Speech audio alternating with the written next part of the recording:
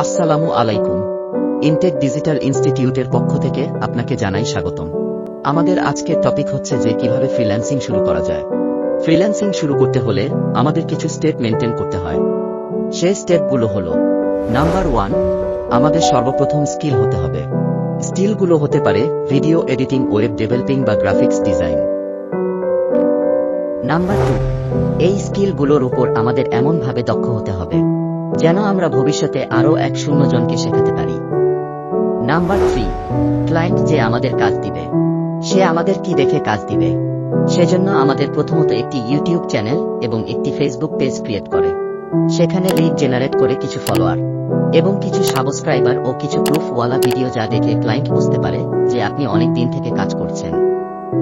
Number 4, আমরা যখন ক্লায়েন্টকে মেসেজ পাঠাবো তখন সেই মেসেজের ভিতরে থাকা টেক্সটগুলো এমন হওয়া উচিত যেন ক্লায়েন্ট সেই মেসেজটি পড়ে বুঝতে পারে যে আপনি এই কাজটিতে অনেক দক্ষ।